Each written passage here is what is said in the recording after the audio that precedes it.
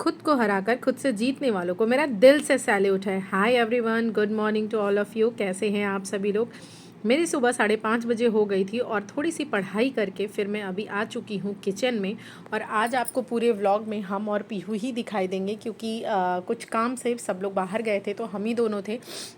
तो देखिए किस तरह से हम लोगों ने अपना पूरा दिन बहुत ही सिस्टमैटिक तरीके से बिताया है, वो चीज़ आपको देखने को मिलेगी। साथ ही मैं आज आपको इतनी अमेजिंग टिप्स एंड ट्रिक्स देने वाली हूँ जो आपकी पढ़ाई में बिल्कुल एकदम से स्पीड ला देगा। उसके लिए मैं आपको ये बताऊँगी, कहते हैं ना practice makes a man perfect. तो वो प्रैक्टिस क्या है, कैसे वो प्रैक्टिस आती है और इसमें किस चीज़ का सबसे ज़्यादा इंपॉर्टेंट रोल है, वो है हमारी हैबिट का।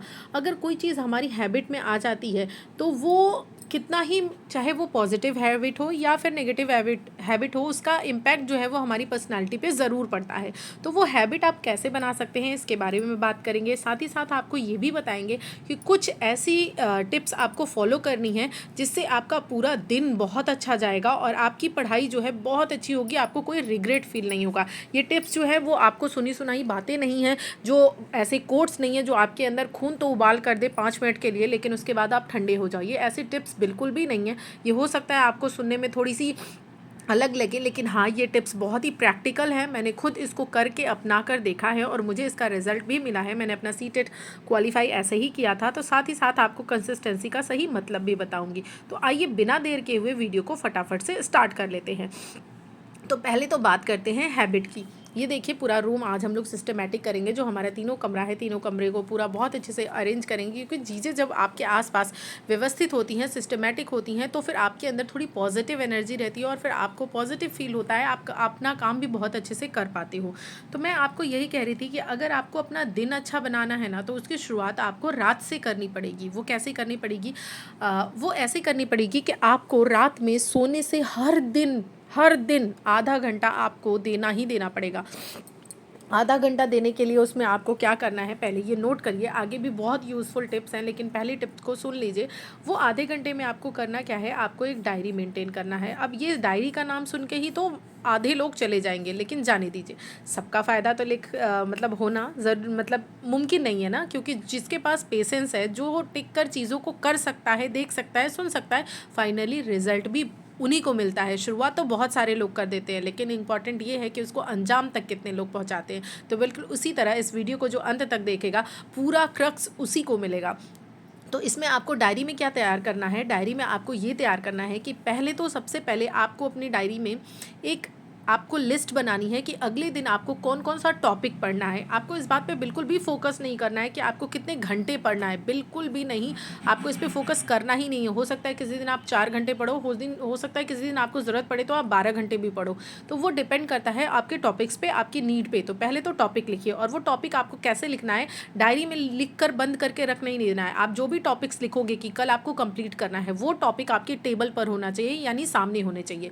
दूसरी तैयारी आपकी ये है कि हम जनरली क्या करते हैं कि हम अगले दिन की जब प्लानिंग नहीं करके बैठते, तो जब हम पढ़ाई करने बैठते हैं तो हमारा जो फर्स्ट स्लॉट का मैक्सिमम टाइम है वो यही सोचने में निकल जाता है कि हम कौन सी टॉपिक करें, कौन सी बुक से करें, इधर उधर देखने में, वीडियोस देखने में। और जब हमारा स्टार्टिंग का ही फर्स्ट स्लॉट बेकार निकल जाता है तो पूरा दिन इतनी निगेटिविटी मन में लगी रहती है कि हमारा तो 1 घंटा वेस्ट हो गया, हमारा तो 2 घंटा वेस्ट हो गया, सिर्फ यही ढूंढने में कि कहाँ से पढ़ें, क्या पढ़ें, और ऐसे में पूरा दिन बेकार चला जाता है। तो इसके लिए आपको करना क्या है कि आपको अपनी लिस्ट जो है ये ज़रूर प्रिपेयर करनी है कि कौन सा टॉपिक पढ़ना है, प्लस साथ में कौन सी बुक से कवर करना है। वो बुक आपकी पेज पर होनी चाहिए। आपको चीज़ें बहुत ऑर्गेनाइज करके रखनी पड़ेगी, तभी जो है आप बहुत अच्छे से आगे स्मार्ट तरीके से निकल पाओगे। अब ऑर्गेनाइजेशन का मतलब आप ये मत समझना कि मैं टेबल ऑर्गेनाइज करने क्यों कर रही हूँ।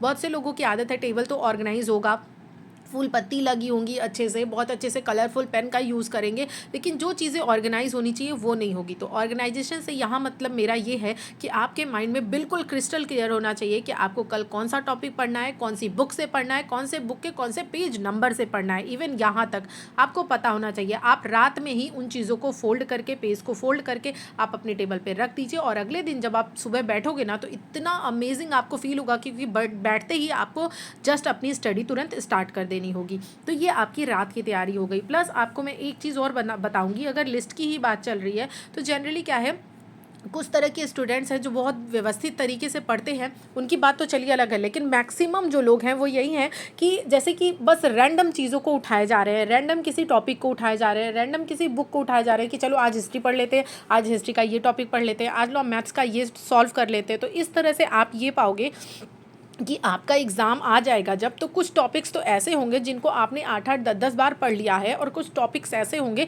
जिनको आपने हाथ ही नहीं लगाया है। तो उसके लिए क्या ज़रूरी है? उसके लिए ज़रूरी यही है कि आपके पास आपका सिलेबस हमेशा आपकी टेबल पर होना चाहिए, और सिलेबस को आपको बिल्कुल टुकड़ों में तोड़ लेना है। आपके पास एक लिस्ट होनी चाहिए जिस लिस्ट में आप अपने सिलेबस को बिल्कुल टॉपिक वाइज लिखोगे, और उस टॉपिक वाइज उसको एक सिरे से आप पढ़ते जाओगे, और जिस टॉपिक को आपने जितनी बार पढ़ा है वहाँ पर आप नंबरिंग करते जाओगे। एक बार पढ़ा है, 2 बार पढ़ा है, 3 बार रिवीजन हो गया है, उस तरह से करते जाओगे। इससे क्या होगा? आप हर एक टॉपिक को टच कर पाओगे। ये बहुत ज़्यादा इंपॉर्टेंट है, और उसमें से जो आपके बहुत इंपॉर्टेंट टॉपिक बनते हैं वहीं पर आप उसको मार्क कर लो, और उन टॉपिक्स को आपको मल्टीपल टाइम्स रिवीजन पे डालना है। तो ये जो चीज़ें मैंने बताई हैं ना, ये चीज़ें बहुत कम लोग करते हैं। जानते बहुत लोग हैं, सुने बहुत लोग होंगे, लेकिन आप अपने आप से पूछिए क्या आप करते हो? और हर दिन आपको करना पड़ेगा, इसको अपनी हैबिट में लाना पड़ेगा। जैसे कि हम हैबिट में ब्रश करने के लिए हमें अपने आप को फोर्स नहीं करना पड़ता है, खाना खाने के लिए हमें फोर्स नहीं करना पड़ता है, ये हमारी हैबिट में आ चुका है। हमें जो है शॉर्ट्स चलाने के लिए अपने आप को फोर्स नहीं करना पड़ता कि नहीं आओ चलो मोटिवेशन लेकर आते हैं यार, आज तो शॉर्ट्स देख कर ही रहेंगे। ऐसा कुछ तो नहीं होता ना, शॉर्ट्स तो हम देखने लग जाते हैं क्योंकि वो हमारी हैबिट में आ चुका है, हमें उसमें मज़ा आने लगा है। तो जैसे ही आप अपनी डायरी को मेंटेन करने लगोगे, इन सारी चीज़ों को हर दिन करोगे, तो ये आपकी हैबिट में आ जाएगा। फिर आपका जो है हर दिन बहुत ही अच्छे से मैनेजमेंट के साथ निकलेगा, और अगर आप हर दिन को बेहतर बना लिए ना, तो यकीन मानिए कि आपका पूरा साल, आपकी पूरी ज़िंदगी, आपका पूरा रिजल्ट, सब कुछ बहुत अच्छा होगा। तो आपको मैं यही बताऊंगी कि इन चीज़ों को ज़रूर करिएगा। और हैबिट बनाने के लिए दूसरा हम पॉइंट पे बात करेंगे, जो दूसरी हमारी इंपॉर्टेंट टिप है वो ये है कि आपको अपने टारगेट्स को कभी भी लॉन्ग एंड लेंदी नहीं बनाना है। कभी भी आपको ये नहीं सोचना है कि ये महेश वर्णवाल की बुक तो मैं 1 महीने में ख़त्म कर दूंगा, 10 दिन में ख़त्म कर दूंगा।